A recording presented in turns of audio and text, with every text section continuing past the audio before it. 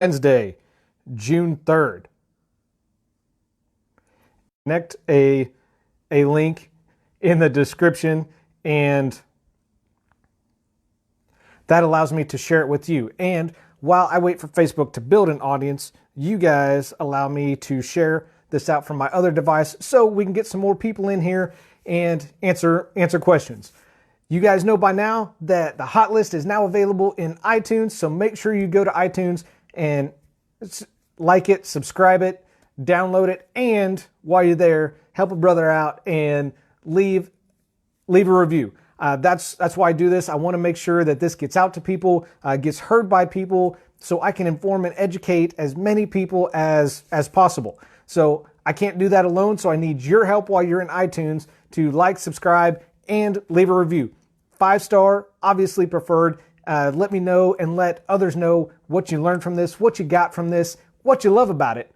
And, you know, if you can't do 5-star, if you think it sucks and I don't know what I'm talking about, leave a 1-star, 2-star review. Let me know. Love to hear back from you guys anyways. And we also answer a question of the day that is submitted by you, the viewers of the Hot List show. So the property we are talking about today, very cool property, recently remodeled, updated, absolutely awesome. Address is 1732 Calle de Loma Drive, right here in Emporia. It is a 4-bed, 3.5 bath, and 3-car garage. Yes, that's right, in town. How awesome is that? It has a little over 2,900 square feet of finished space, currently listed at $299.9, and this listing is courtesy of Coldwell Banker Emporia Real Estate. Like I said, it is updated. It's got hardwood throughout the house, has some beautiful tile work done in the bathrooms. You guys absolutely have to check out this tile work. It is phenomenal. The kitchen, love the kitchen, and part of the reason I chose this house ties into the question of the day. So check out the unique design and functionability of the island in this house. You guys are going to love it. No doubt about it. It has fireplace, partially finished basement. Got some extra storage down there as well. Nice concrete patio for grilling, entertaining, plus it's got a deck. So you got the patio and you've got a deck out there for entertaining. Plus for the little ones, it is a fenced in backyard. Got a privacy fence running all the way around it. So you don't have to worry as much about them running around or trying to escape like all of my kids tried to do for years. So make sure that you guys click on the link and check out the house. It is absolutely beautiful. You guys are going to love it. And again, chose this house not only because of the recent remodels and updates, but also because it ties into the question of the day. So before I get into the question of the day, you guys know that we are now doing sponsors of the week again. I did it a while back and it was very successful. Wanted to start doing it again. So this week's sponsor of the week is Roof Check Contracting. They do some phenomenal work. I talked about yesterday them helping one of my current clients out, and Chase Henton is the biggest contact right here in the Emporia and surrounding area. And let me tell y'all, he works his ass off for his clients. I've seen him call, I've seen him door knock, I've seen him work with insurance companies directly in order to take some stress off of the homeowners themselves. How cool is that? Not many companies can say that, and that's why I wanted Roof Check Contracting to be this week's sponsor of the week. Question of the day. You ready? Are kitchen islands popular enough to add to my kitchen or consider adding to the kitchen? On the other side of that, I've also heard, does a kitchen island add any more value if I remodel my kitchen and put one in there? So that's what we're going to talk about today is, should you say yes to a kitchen island? Well, before I can answer that, we're going to work through some different areas, different ways that you can utilize and make your island functionable. So we've all seen them, for better, for worse. They've been around, and most of us have loved the kitchen islands at some point. Y'all know that I am a sucker for a kitchen island that is not only unique, but modern and functional.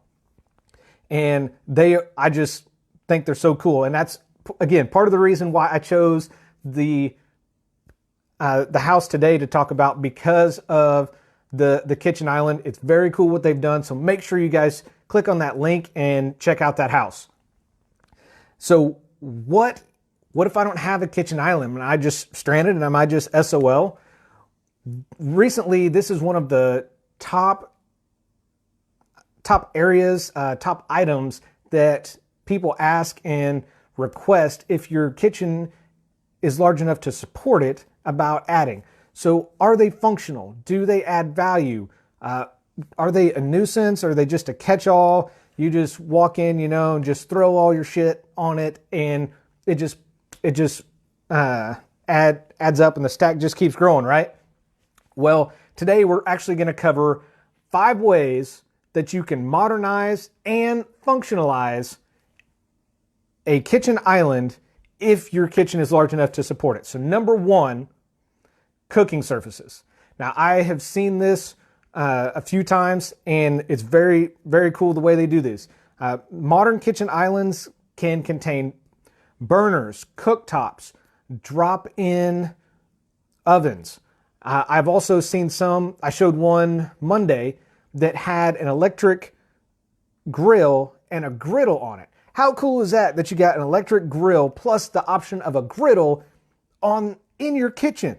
That's awesome. So what this allows by using a cooking service in the island gives you some more flexibility when you're cooking for larger meals or entertaining. Gives you some additional heat sources just outside of your standard oven, and you can cook a little bit quicker.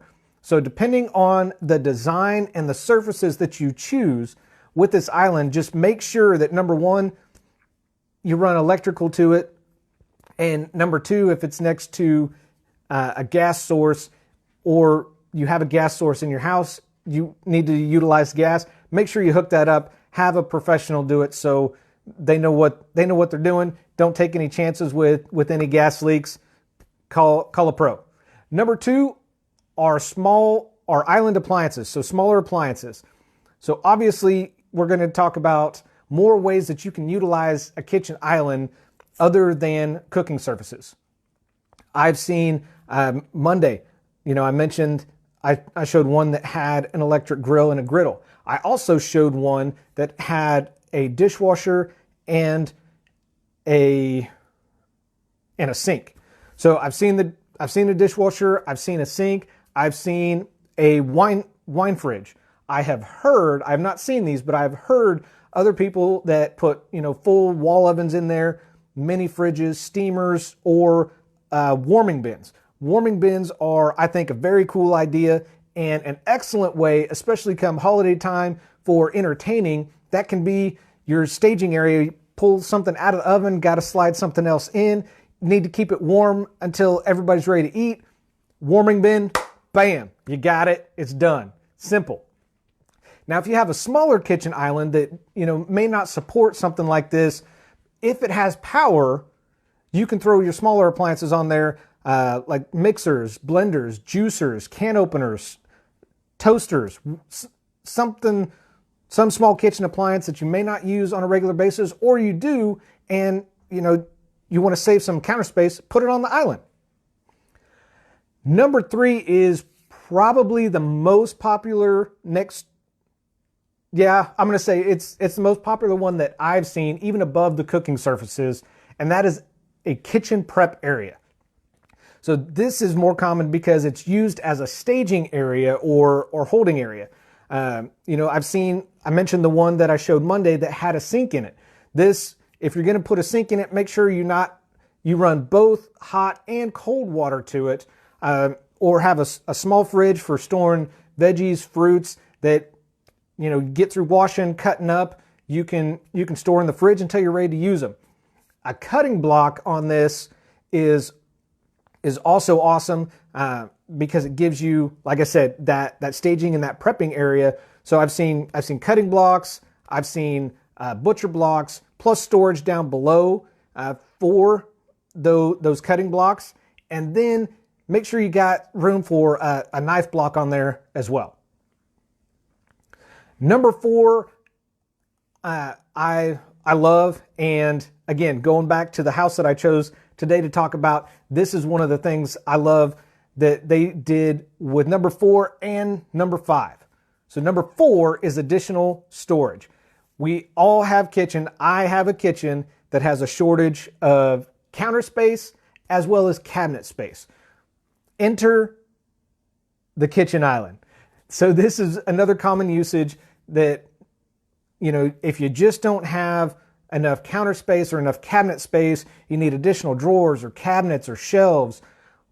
Now you've got an island that you can split up half and half, put a solid middle. I've also seen this, and I like this idea, is you leave it open. So the cabinets are oversized and there's no back to it. So you can get from either side of the island and reach all the way through and grab something that you need or look for something. I think that's a very cool idea.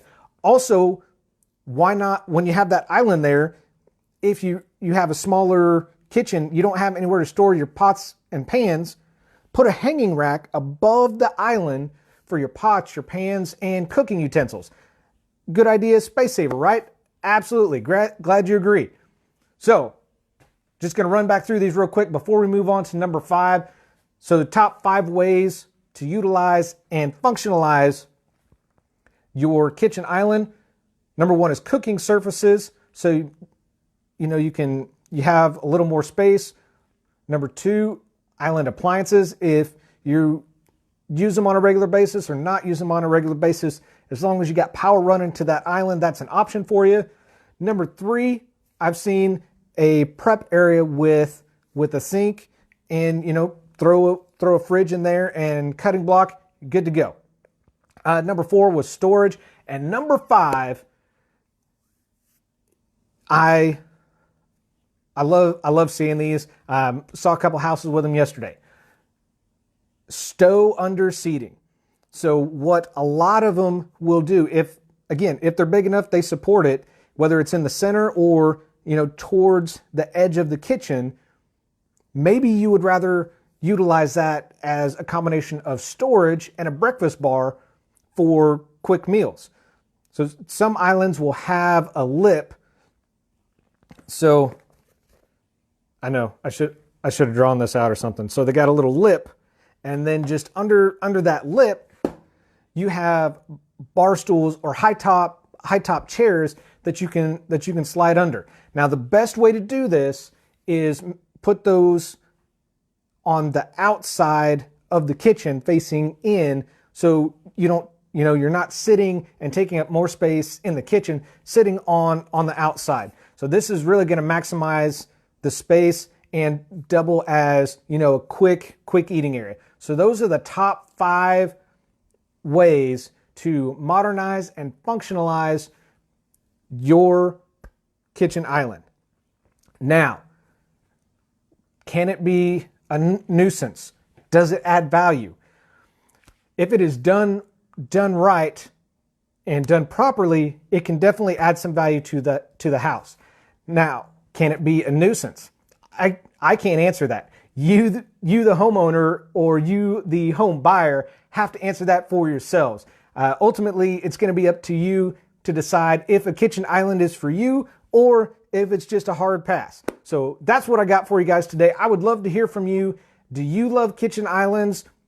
Do you like them? Do you hate them? What do you use yours for? Is it for storage, for seating, prepping? Let me know in the comments below, and I look forward to seeing y'all tomorrow. So thanks for watching the Hot List with Matt in a Hat. Matt Johnson Real Estate, powered by Keller Williams Diamond Partners. I do this because your experience matters and should be trusted with a veteran. Y'all have an awesome Wednesday. I'll see you tomorrow.